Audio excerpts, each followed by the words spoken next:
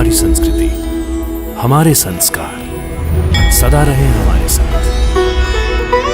भारत के महान ग्रंथों और काव्यों का संपूर्ण संकलन।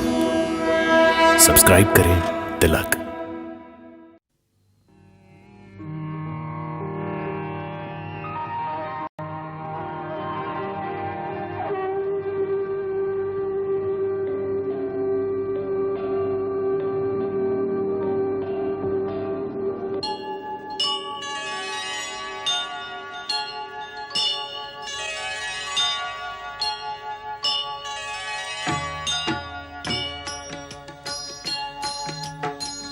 सीताराम चरित अति पावन, मधुर सरस अरु अति मन भावन।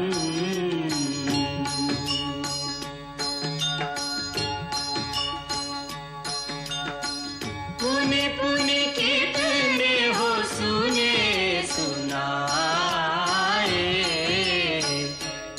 की प्यास बुझत न बुझाए।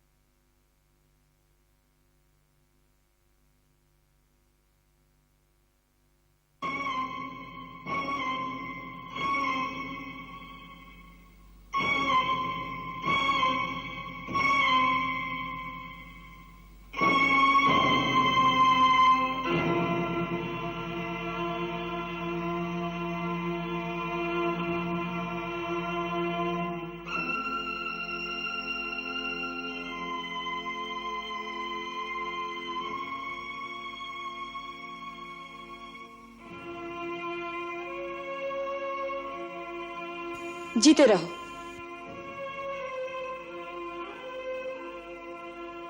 पिताश्री, आपकी आज्ञा से मैं राम आपकी सेवा में उपस्थित हूं। मेरे लिए क्या आदेश है?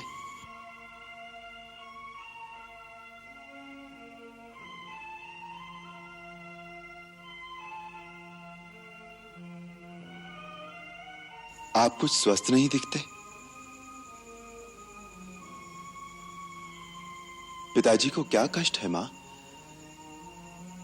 उनकी अस्वस्थता का क्या कारण है? मैं राजवैद्य को बुलाऊं?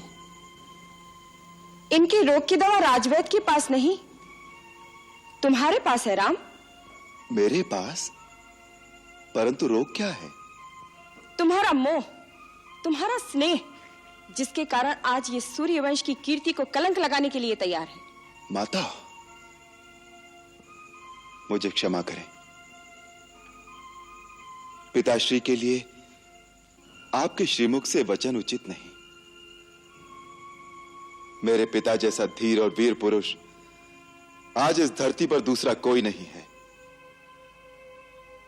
वो गुणों के भंडार और सत्यवादी हैं, जिनकी कीर्ति आज तीनों लोकों में फैली हुई है। वो अपने इस सेवक के मोह में ऐसा कोई कार्य नहीं कर सकते जिससे सूर्यवंश की कीर्ति को धक्का लगे। वही तो कर रहे हैं तुम्हारे धीर और वीर पिताश्री। मुझे विश्वास नहीं। पिताश्री, आप जैसे नरसिंह को इस प्रकार की व्याकुलता शोभा नहीं देती। आप निसंकोच मुझसे अपने हृदय की बात कहिए। यदि पुत्रवत नहीं तो मित्रवत ही कहिए। आप ही ने तो कहा था, राम तुम मेरे मित्र हो, मैं अपने प्राण देकर भी आपका दुख दूर करूंगा।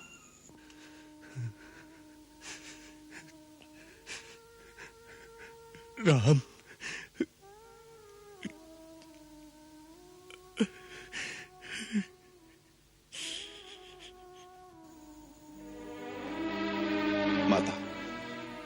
आप ही मुझे महाराज के दुख का असली कारण बताइए और यह भी बताइए कि उसका निवारण क्या हो सकता है। मैंने कहा ना, यदि तुम चाहो तो इनके रोग का निवारण हो सकता है। माता, आपको ये शंका क्यों है कि मैं पिता की आज्ञा का पालन नहीं करूंगा? बात ही ऐसी है।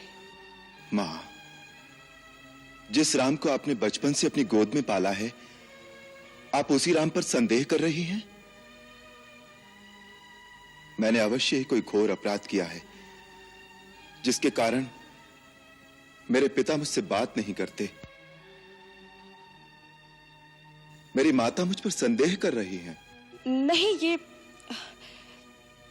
ये तो मैं जानती हूं कि तू सत्य वचन से हटने वाला नहीं, परंतु क्या मां? आप केवल संकेत कर दें तो मैं आपके चरणों के लिए अपनी चमड़ी के जूते बनवा दूं। पिता की भांति आपका भी उतना ही अधिकार है मुझ पर, इसलिए यदि वो नहीं कहते तो उनकी ओर से आप ही कहिए। मैं क्या करूं जिससे आपको संतोष हो? तुम कहते हो तो मैं बता देती हूं। तुम्हारे पिताश्री ने मुझे 2 वर दिए थे और कहा था जब जी चाहे मांग लेना। आज मैंने अपने वो दोनों वर मांग लिए। अब यदि वो मेरे वर मानते हैं तो पुत्र का मोह रास्ते में आता है, यदि नहीं मानते तो धर्म और सत्य पर कलंक लगता है। ये बेचारे इसी धर्म संकट में पड़ गए हैं। तुम्हारे संकोचवश तुमसे कह नहीं पा रहे। वो दोनों वर क्या है माता? पहला ये है कि तुम्हारी जगह भरत का राज्याभिषेक हो, और दूसरा ये कि तुम मुनि वेश धारण करके 14 वर्ष तक वन में रहो। बस इतनी सी बात पर इतना विवाद था? यह तो बड़ी प्रसन्नता की बात है मां कि मुझे माता और पिता दोनों के वचनों को पालन करने का ऐसा अवसर मिला जो किसी पुत्र को बड़े भाग्य से मिलता है। भरत को राज्य देने के लिए तो मुझे किसी की आज्ञा की आवश्यकता नहीं। उस जैसे भाई को तो मैं राज्य स्वयं प्रसन्नता से दे दूंगा।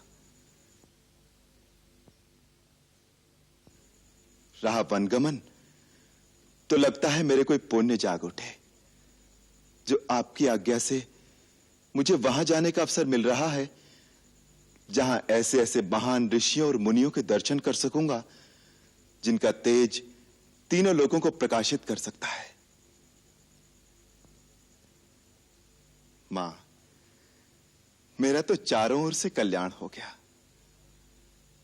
पिता की आज्ञा का पालन, मां की इच्छा का अनुकरण, छोटे भाई का राज्याभिषेक और मुनि दर्शन से मेरा कल्याण। मां, केवल इतनी ही बात थी ना, या और भी कोई दुख है पिताश्री को? नहीं पुत्र, तुम्हारी शपथ, भरत की सौगंध, महाराज को और कोई दुख नहीं है। अब तुम ही इन्हें समझाओ ना कि ये अपने वचन का पालन करें, तुम्हें वन जाने की आज्ञा दे, संसार में निंदा और अपयश से बचे।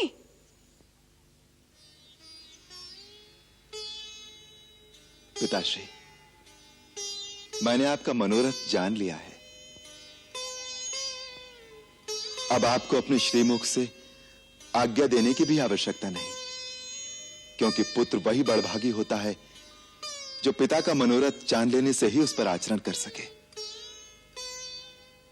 परंतु मुझे दुख इस बात का है कि केवल इतनी सी बात के लिए आपने अपने मन को इतनी भारी पीड़ा पहुंचाई। इसका अर्थ है कि आपको मुझ पर पूर्ण विश्वास नहीं, या आपको मेरे सेवक धर्म पर शंका है।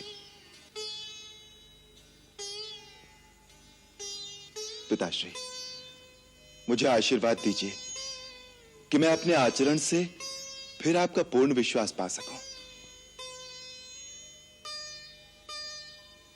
अब आप प्रसन्न चित्त से मुझे वन जाने की आज्ञा दीजिए, ताकि मैं आपके वचनों की पूर्ति करके, आपके धर्म की रक्षा करके अपना जीवन धन्य कर लूं। मैं माता कौशल्या और माता सुमित्रा से आज्ञा लेकर वन जाने से पहले आपकी चरण वंदना के लिए अभी आता हूं। अच्छा मां, मुझे अनुमति दीजिए।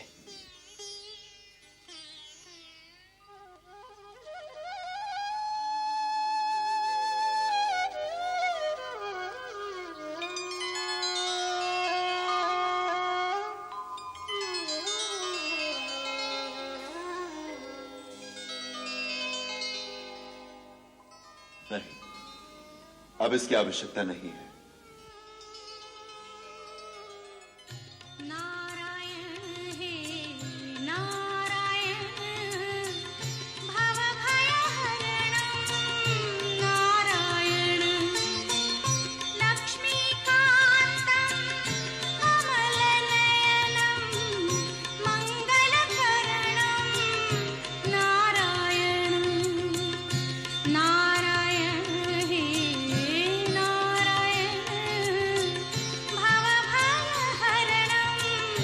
नारायण।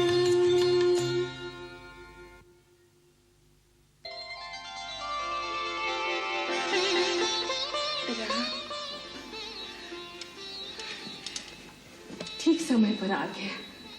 मैंने रात भर विष्णु का एक लक्ष्य जप किया है। मैं अपने हाथों से विष्णु के श्री चरणों का मंगल तिलक लगा दूं।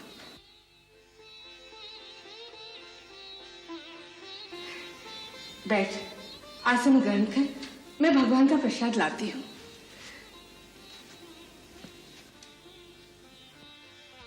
देखता क्या है? बैठ जा। नहीं मां, बहुत जल्दी है क्या? अब इस आसन पर बैठना मेरे लिए वर्जित हो गया है। राज सिंहासन पर बैठने जा रहा है, इसलिए माँ का दिया हुआ आसन वर्जित हो गया। मां, शायद तुम्हें विदित नहीं, अब मेरे लिए कुशा के आसन पर बैठने का समय आ गया है। राज करने जा रहा है या तपस्या? तपस्या।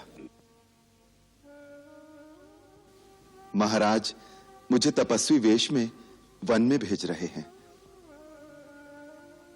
मैं 14 वर्ष वन में रहूंगा और महाराज अयोध्या का राज्य सिंहासन भरत को देंगे।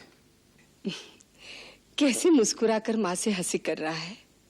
यह हंसी नहीं, अटल सत्य है माता। मुझे पिताश्री के वचन का पालन करने के लिए इसी घड़ी वन जाना होगा।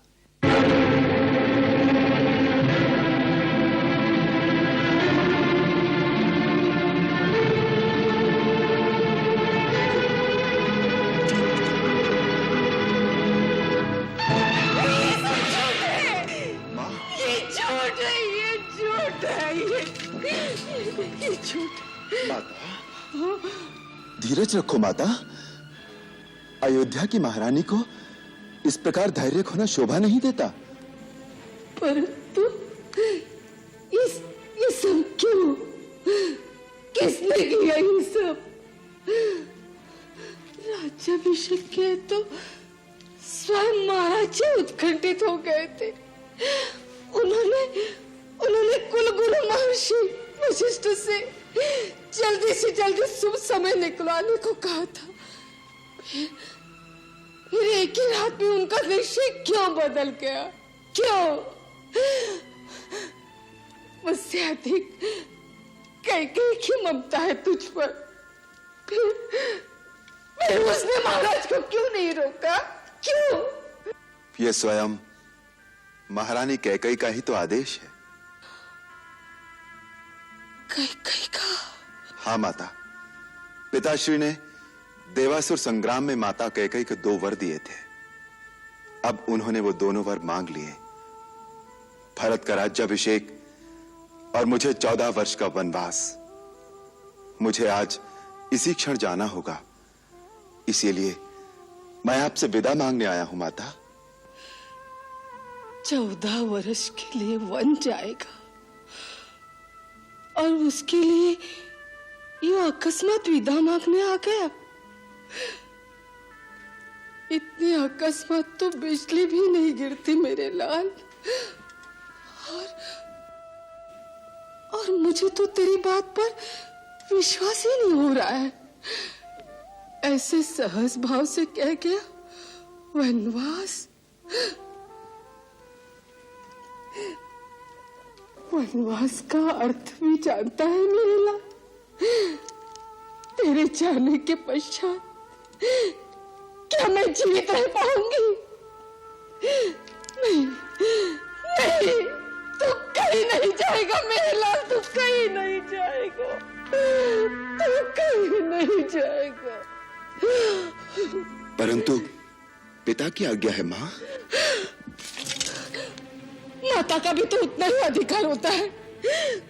माता की आज्ञा के बिना तू कहीं नहीं जा सकता। परंतु मां की भी तो आज्ञा मिल चुकी है, माता कैकेयी की। उन्होंने ही आज्ञा दी है। कैकेयी का उसमें स्वार्थ है, उसकी आज्ञा का क्या मोल है? मेरे लिए तो कैकेयी भी वैसी ही माता हैं जैसी आप। उतना ही मोल है उनकी बात का मेरे लिए। मैं ये सब कुछ नहीं सुनना चाहती।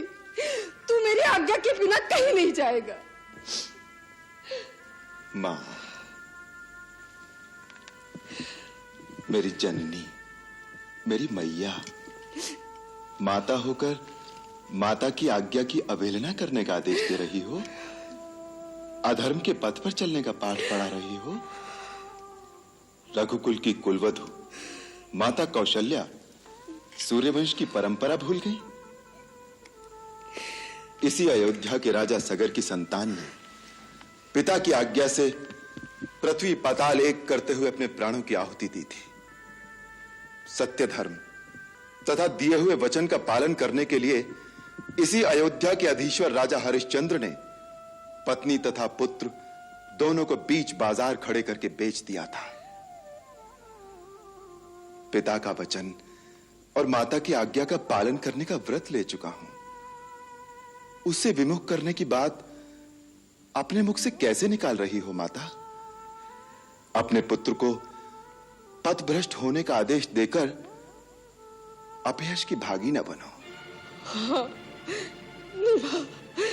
निभा ले रघुकुल की रीति नीति। धर्म कर्म कर्तव्य का पालन कर। तो अपने धर्म का पालन करेगा, मैं मां के धर्म का पालन करूंगी। मैं भी अपने बछड़े से बिछड़े गैया की तरफ तेरे पीछे पीछे आऊंगी मेरे लाल। मैं भी तेरे साथ चलूंगी। हाँ। नहीं मां, आप मेरे साथ नहीं आएंगे। पहले सुहाग फिर संतान, यही आर्य नारी का महान आदर्श रहा है। स्वामी का परित्याग स्त्री के लिए बड़ी निंदा का कार्य है। आपको ऐसी बात मन में भी नहीं लानी चाहिए। आपके पति ही आपकी गति हैं, आपका धर्म है। मां, राजा हम सब लोगों के स्वामी, गुरु और ईश्वर है। उनकी आज्ञा का पालन करना हमारा धर्म है। मेरे धर्मात्मा पिता को छोड़कर आप मेरे साथ वन में नहीं जा सकती। मैं वनवास पूरा करके फिर आपके चरणों में लौट आऊंगा। मां, 14 वर्ष तो पलक झपकते ही बीत जाएंगे। 14 वर्ष? तेरे बिना 14 वर्ष? ठीक है, जाओ,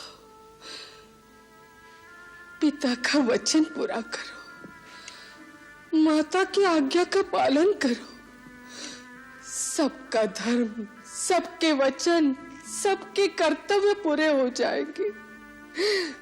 परंतु इसके बीच पीस जाएगी अकेली कौशल्या। 14 वर्ष तक तेरी बाट देखते देखते ये आंखें पथरा ना गई। तेरी प्रतीक्षा के बीच ये प्राण रह जाएंगे तो 14 वर्ष के बाद तुझे देख लूंगी। हाँ, तू तो वन गमन का व्रत लेकर मां से विदा मांगने आया है। ये नहीं जानता विदा के साथ साथ तूने मां के प्राण मांग लिए। मां के प्राण मांग लिए राम। माँ, माँ, माँ, सीता, सीता, मेरी बच्ची, मेरी बेटी। देखे क्या हो रहा है। सकल सुख संपत्ति माता पिता सबको त्याग कर मेरा राम वन निवास करने जा रहा है। तुझे कैसे समझाऊं मेरी बच्ची, ये कैसी प्रलय की घड़ी आ गई है। पति को विदा करने का समय आ गया है मेरी बच्ची। मैं सब सुन चुकी हूँ, मैं सब जान चुकी हूँ सीता, इसलिए मैं अभी आपसे विदा मांगने आई हूँ। पिता कहाँ जाएगी? जनकपुर अपने पिता के पास? नहीं नहीं मेरी बच्ची, मैं अकेली रह जाऊंगी। मुझे छोड़ के मत जा, मुझे छोड़ के मत जा। तू मेरे पास रहेगी, तू मेरे पास रहेगी। मैंने जनकपुर जाने के लिए नहीं कहा माता जी। जब मैं डोली में बैठकर विदा हो रही थी तब माँ ने कहा था अब जनकपुर से तेरा कोई नाता नहीं रहा। मैं तो अपने स्वामी के साथ वन जाने के लिए आपसे विदा मांग रही हूँ। वन? तू वन जाएगी? हाँ, जाइए जाएंगे। सीते, ये तुम क्या कह रही हो? वन में साथ जाने का अर्थ जानती हो?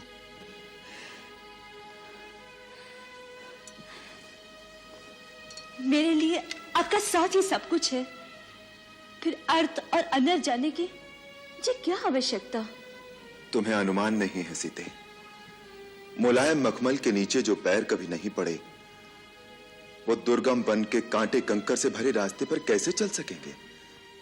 विषैले नाग, हिंसक बाघ, भयानक राक्षसों से भरे भीषण वन में तुम कैसे रह सकोगी? जैसे सीता के नाथ रहेंगे, मेरे प्रभु साथ होंगे तो मेरी और आंख उठाने का साहस कौन कर सकता है? उन दुस्सह दुखों को तुमने कभी देखा नहीं है सीते। दुख आपके चरणों की सेवा से दूर रहने से बड़ा और कोई दुख मेरे लिए नहीं है नाथ। जैसे बिना जीव के देह, बिना जल की मछली, इसी प्रकार बिना रघुवीर के ये जानकी एक पल जी नहीं सकती। भावना के आवेग में आगा पीछा नहीं सोच रही। वो जीवन बहुत दुखदाई है, बाद में पछताओगे। दुखदाई तो आपका वियोग है प्रभु। मेरे लिए तो सुख और दुख का अर्थ बस इतना ही है, जहां आप हैं वहां मेरे लिए सुख ही सुख है, और जहां आप नहीं वहां स्वर्ग भी मेरे लिए नरक से अधिक दुखदाई है।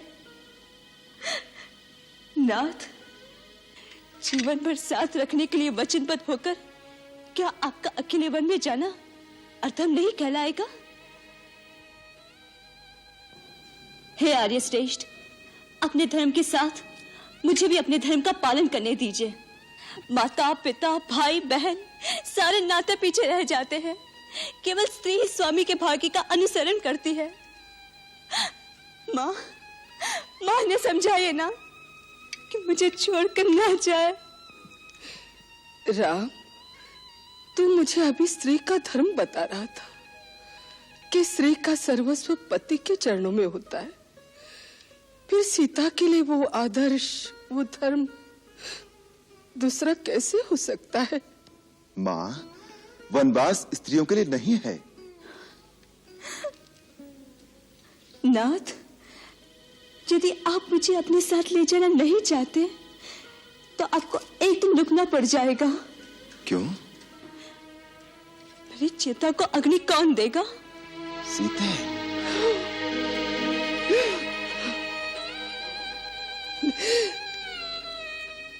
ये ठीक कह रही है राम। अगर सीता की प्राणों की रक्षा चाहते हो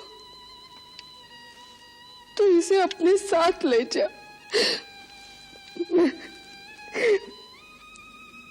मैं अकेले रह जाऊंगी।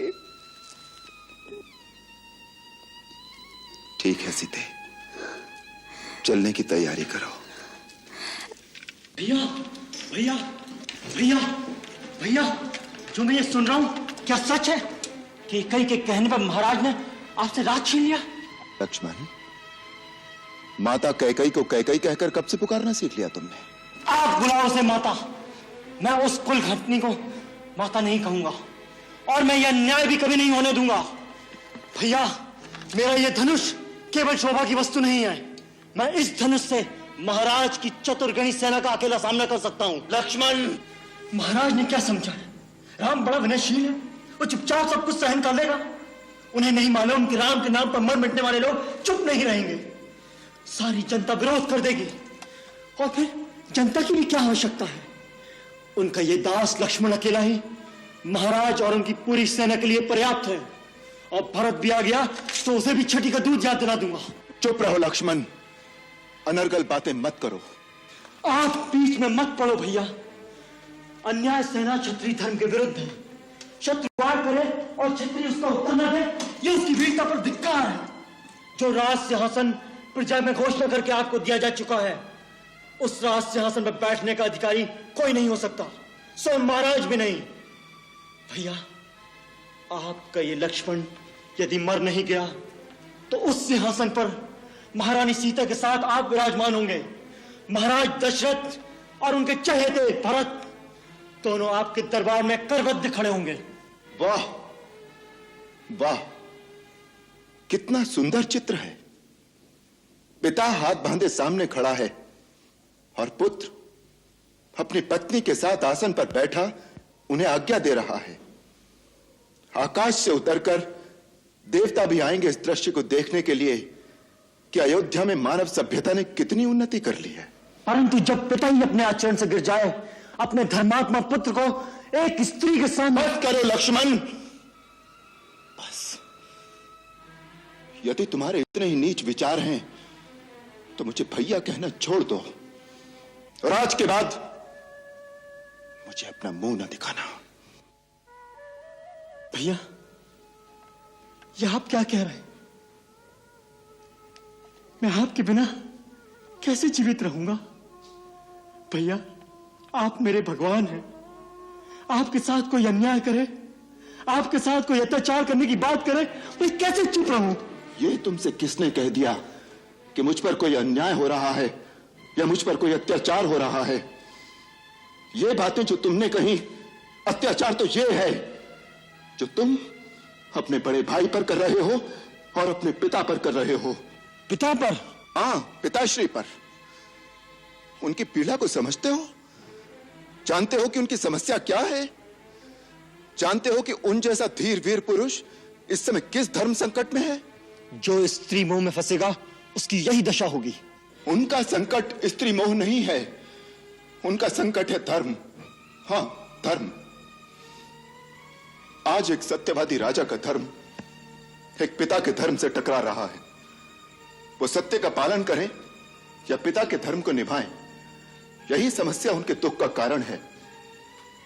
एक राजा ने किसी को वचन दिया कि जो मांगे वो दूंगा, और मांगने वाले ने वो वचन मांगा है जिससे राजा को अपने सबसे प्रिय पुत्र का बलिदान करना पड़ रहा है। यदि वो वचन को तोड़ें तो न केवल अपने सुकृत नष्ट करें बल्कि संपूर्ण कुल की कीर्ति को कलंक लगा दें, और यदि वो वचन रखें तो वो पुत्र जिसके बिना वो जीवित नहीं रह सकते, उसे वन के कांटे कंकर में धकेल दें 14 वर्ष के लिए। लक्ष्मण,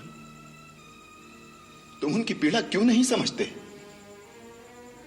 उनकी अवस्था आज उस घायल शेर की तरह है जो किसी शिकारी के जाल में फंस गया है, और ऐसे असहाय शेर पर तुम अपने तीर चलाकर अपनी वीरता दिखाना चाहते हो।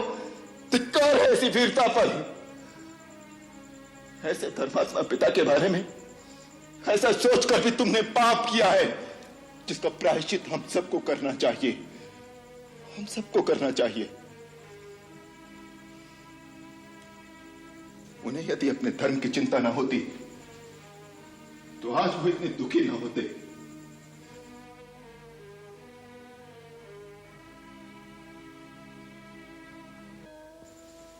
आज जब मैंने उन्हें इतनी निस्सहाय अवस्था में देखा तो मुझे अपने ऊपर ग्लानि हो आई कि मेरे कारण मेरा वीर, महान और धर्मात्मा पिता इतना दुखी है। मैंने अपना कर्तव्य निश्चित करने में एक पल की भी देरी नहीं की, क्योंकि पुत्र होने के नाते मेरा एक ही कर्तव्य है कि मैं वही काम करूं जिसमें उनके सत्य, उनके धर्म, उनकी प्रतिज्ञा की क्षति ना हो, बल्कि उनकी कीर्ति बढ़े, उनका यश मलिन ना हो। लक्ष्मण, हमारे जैसे पिता तो किसी को बड़े भाग्य से मिलते हैं, परंतु यदि किसी का पिता दुराचारी भी हो, चाहे संसार उसे त्याग भी दे, तो भी पुत्र का धर्म है कि वो अपने पिता को भगवान की तरह पूजे, क्योंकि पिता मनुष्य का प्राणदाता होता है। लक्ष्मण, जब पिता की भक्ति नहीं करते, देवता तो क्या, स्वयं भगवान भी उनकी पूजा को स्वीकार नहीं करता। भैया, तो क्या माता कैकेयी के इस अन्याय को हम चुपचाप सह लेंगे? मैं माता कैकेयी को दोषी नहीं मानता। भैया। हाँ लक्ष्मण, बचपन से लेकर आज तक माता कैकेयी ने हमें कितना स्नेह, कितना दुलार दिया है, वो भूल गए? वो तो निश्चल प्रेम की एक ऐसी पवित्र नदी है जिसमें सदा स्नेह की लहरें उठती रहती थी। ऐसे निश्चल पवित्र प्रेम की नदी एक दिन में कैसे सूख गई, ये मेरी समझ में नहीं आ रहा। संसार में बहुत सी अनहोनी बातें ऐसी होती हैं जो मनुष्य की समझ में नहीं आती। अकस्मात एक दिन कोई भूकंप आता है जो मनुष्य के जीवन को उथल पुथल कर देता है। ऐसे समय किसी दूसरे को दोष नहीं देना चाहिए, उसे दैववश मानकर, अपना प्रारब्ध मानकर स्वीकार कर लेना चाहिए। आज जो हो रहा है वो होनी करा रही है। जो विधना है जिसने माता कैकेयी जैसी स्नेहमयी और पुण्यशीला स्त्री को ऐसी बुद्धि दे दी है। यदि ये होनी है तो मैं होनी से भी नहीं हारना चाहता।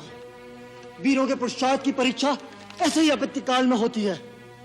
आपत्ति काल में केवल वीरता की ही परीक्षा नहीं होती, मनुष्य के धर्म की भी परीक्षा होती है। लक्ष्मण, वीरता केवल शस्त्र उठाने को ही नहीं कहते।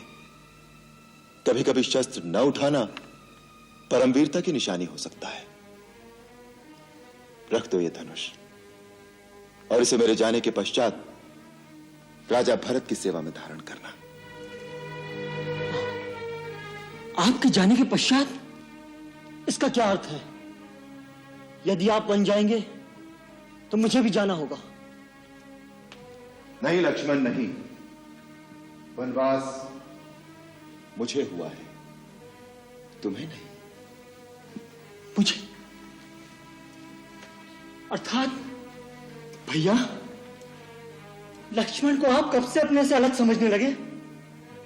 आप ही ने कहा था जहां राम है वहां लक्ष्मण। आप ही ने कहा था लक्ष्मण मेरी दूसरी अंतरात्मा है, जो भोग राम भोगेगा वो लक्ष्मण भी भोगेगा। लक्ष्मण, भरत शत्रुघ्न भी यहां नहीं है। गुरु, माता पिता, सगे स्नेही व परिवारजन, इन सबको कौन सहारा देगा? भैया, मेरे तो गुरु, माता, पिता, सगे स्नेही केवल आप हैं। मेरा धर्म, कर्म, गति, सदगति सब कुछ आप में निहित है। आपसे अलग तो मैंने अपनी कभी कल्पना की ही नहीं। क्रोध के आवेश में आकर यदि मैंने कोई अनुचित बात कही हो तो मुझे क्षमा करे भैया। इतना क्रूर दंड मुझे न दो, मेरा त्याग न करो, मुझे अपने से अलग मत करो भैया, मुझे अपने से अलग मत करो, मुझे अपने साथ ले चलो। लक्ष्मण, मैं तुम्हें अपने साथ नहीं ले जा सकूंगा। माता सुमित्रा क्या कहेंगी? सुमित्रा माता क्या कहेंगी ये तुम नहीं जानते रघुनंदन? माँ, मुझे वन जाने से न रोकना। वन या नगर से तुम्हें क्या लेना है? तुम्हारे लिए तो जहां राम है वहीं तुम्हारी अयोध्या है। यदि सीताराम वन जाते हैं तो इस अयोध्या में तुम्हारा कोई काम नहीं। माँ, आज तूने मेरा मस्तक गर्व से ऊंचा कर दिया है। परंतु मुझे तुम पर तब गर्व होगा जब 14 वर्ष के बाद मैं ये सुनूंगी कि तूने अपने बड़े भाई की सेवा में कोई त्रुटि नहीं की। आज से मैं नहीं, सीता तुम्हारी माता है और राम तुम्हारे पिता। ये सो जाए तो पहरा देना, ये खा ले और यदि कुछ बच जाए तो खाना। इनके रास्ते के कांटे अपनी आंखों से चुनना। इतनी सेवा करना कि सीता महलों के सारे सुखों को भूल जाए। लक्ष्मण, इतना याद रखना, संसार में सेवक का धर्म सबसे कठिन धर्म है। धन्य है सुमित्रा, तू धन्य है, धन्य है तेरी को अपने दोनों लाल बड़े भाइयों की सेवा में समर्पित कर दी। तेरा अनुपम त्याग, अनूठा धैर्य देखकर मेरे दुर्बल मन को सहारा मिल गया। नहीं दीदी, महान तो आप है, आप ही से तो हमने सीखा है। राम बेटे, मैं लक्ष्मण को तुझे सौंप रही हूं। सुमित्रा और उर्मिला की ये धरोहर है, जैसे लेकर जा रहे हो वैसे ही मुझे लौटाना। मां, आप चिंता न कीजिए, लक्ष्मण को मैं अपने प्राणों से भी अधिक सहेज कर रखूंगा। मंगल भवन अमंगल हारी, प्रभु सुदशरथ अजिर बिहारी।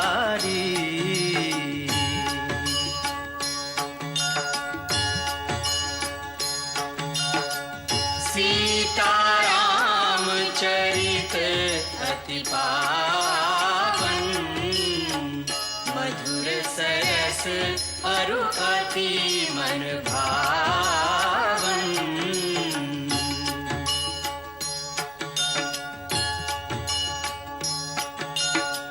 पुनि पुनि कितने हो सुने सुनाए,